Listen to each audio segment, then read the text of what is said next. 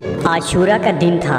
गर्म तपते हुए मैदान करबला में एक तरफ इमाम मज़लूम हुसैन इब्न अली अपने साथियों के साथ खड़े थे और दूसरी तरफ यजीदी लश्कर था। उनका सरदार 1000 सिपाहियों की कमान संभाले इमाम के सामने खड़ा था। अचानक उस यजीदी लश्कर का सिपहसालार आहिस्ता आहिस्ता इमाम हुसैन की तरफ बढ़ता है और अपनी रफ्तार सुस्त कर देता है। यजीदी लश्कर में मौजूद सिपाही उसे देख रहे थे और हैरत ज़दा हो रहे थे कि हमारा सिपहसालार दुश्मन के खेमे की तरफ क्यों जा रहा है। सिपहसालार इमाम हुसैन के करीब जाता है, घोड़े से उतरता है, करीब जाकर हथियार फेंक देता है और अपने घुटने टेक कर ज़मीन पर खुद को गिरा देता है। वो रोते हुए इमाम से माफ़ी मांगता है।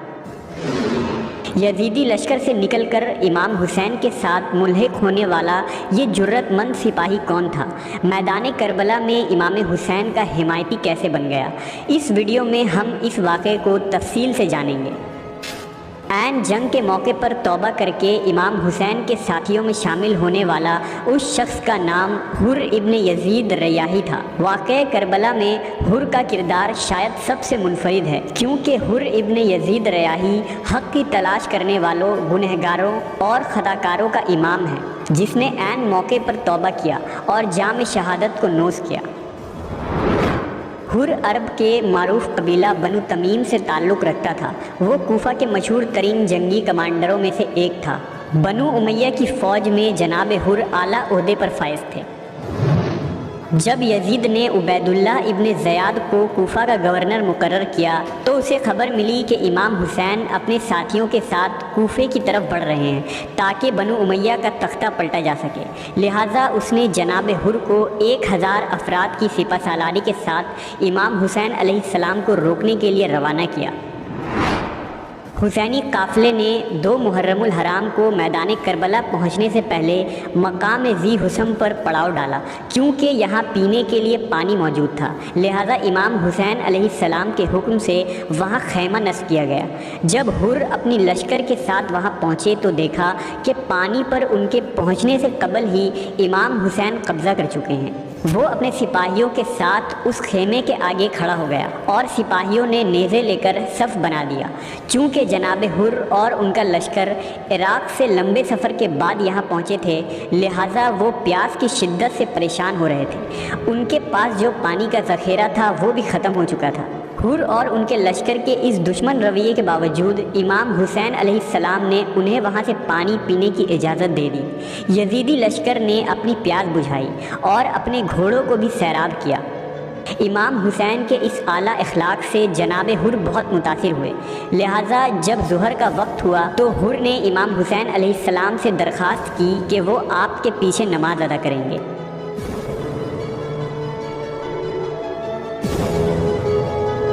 नमाज से फारिग होकर हुर इमाम के खिदमत में आए और आपसे यहाँ आने का मकसद दरियाफ़्त किया। इमाम हुसैन ने फरमाया, मैं कूफियों के भेजे गए खतूत की वजह से यहाँ आया हूँ। वो हुकूमत से बेजार और परेशान है। जनाब हुर ने कहा, मैं यहाँ आपसे जंग करने की नीयत से नहीं आया हूँ। मुझे हुक्म दिया गया है कि मैं आपको कूफा लेकर जाऊँ, लिहाजा आप ऐसा रास्ता इख्तियार करें कि जंग और खून रेज़ी ना हो। हुर ने इमाम अलैहिस्सलाम को मशवरा दिया कि आप यजीद को ख़त लिखकर सुलह कर लें और ख़ुद को और अपने अहले बैत को शहीद होने से बचा लें। यही आपके हक़ में बेहतर है। इमाम अलैहिस्सलाम ने जवाब दिया कि खुदा की राह में मौत से कोई डर और खौफ नहीं है। हुर और उनका लश्कर इमाम अलैहिस्सलाम के साथ साथ चलते रहे और जब मौका मिलता तो जनाब हुर इमाम अलैहिस्सलाम के पास आकर ये मशवरा देते कि खुदा के लिए आप मदीना वापस चले जाएं, वरना आपका शहीद होना यकीनी है। इसी दौरान हुर को उबैदुल्लाह इब्न ज़ियाद का ख़त मिलता है कि हुसैन और उनके साथियों को रोक कर एक खुले मैदान में ठहराओ, जहाँ ना पानी हो ना महफूज मकाम। उबैदुल्लाह इब्न ज़ियाद ने अम्र साद और शिमर की सरबराही में मज़ीद 20,000 लश्कर भेजा और उन्हें लिख दिया कि इमाम हुसैन के साथ सख्ती करो और उन्हें यजीद की बैत लेने पर मजबूर करो। अगर वो राज़ी ना हो तो उनसे जंग करो और उनके काफ़िले पर पानी बंद कर दो। हुसैनी काफ़िले पर 7 मुहर्रमुल हराम से पानी का सिलसिला बंद कर दिया गया। आशूरा की रात आन पहुंची। اس رات جناب حر بے چین اور پریشان تھے۔ آپ کے دل میں بار بار یہ خیال آ رہا تھا کہ میں نے یہ کیا کیا، میں نے فاطمہ کے بیٹے کو کس مقام پر پہنچا دیا۔ جناب حر کا ضمیر بار بار انہیں کوس رہا تھا۔ جناب حر نے سوچا کہ میری ہی وجہ سے آج حسینی قافلہ اس حالت میں ہے کہ اہل بیت رسول کے بچے بھوکے اور پیاسے ہوں گے۔ جناب حر اس کشمکش میں تھے کہ کیا مجھے اس مٹھی بھر لوگوں کا ساتھ دینا چاہیے جن کے امام جنت کے سردار ہیں، یا اس عظیم لشکر کا جس کا سردار عیاش اور بے دین یزید ہے۔ یہ رات فیصلے کی رات تھی، وقت کم تھا۔ آخر کار اندھیرا اور تاریکی ختم ہوئی۔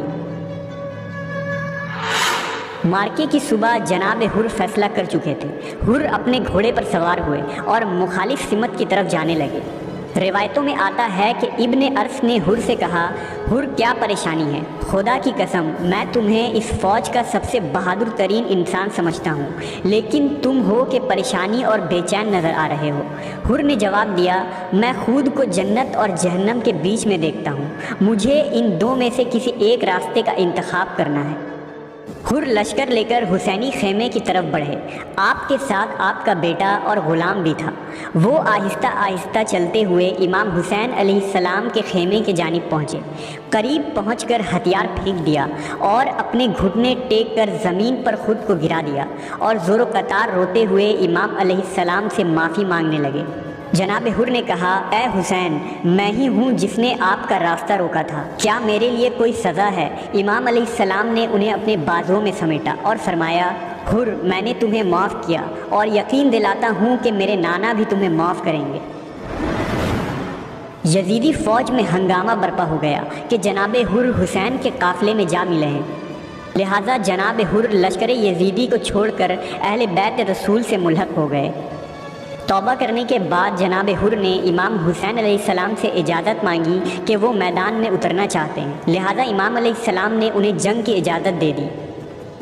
حر نے بڑی بہادری سے جنگ کی، ان کا گھوڑا زخمی ہو گیا، ان کے کانوں اور پیشانی سے خون جاری تھا، لیکن وہ مسلسل رجز کرتے ہوئے دشمن پر حملہ کر رہے تھے، یہاں تک کہ انہوں نے 40 افراد کا قتل کیا۔ آخر کار یزیدی لشکر نے ان پر حملہ کیا اور انہیں شہید کر دیا۔ جب امام حسین علیہ السلام کے ساتھیوں نے ان کے جنازے کو امام حسین کے سامنے پیش کیا تو آپ میت کے سرہانے بیٹھ گئے اور ان کے چہرے پر خون کو صاف کرتے ہوئے فرمانے لگے، حر تم اسی طرح آزاد ہو جیسے تمہاری ماں نے تمہارا نام حر رکھا تھا، بلکہ تم دنیا اور آخرت میں بھی آزاد ہو۔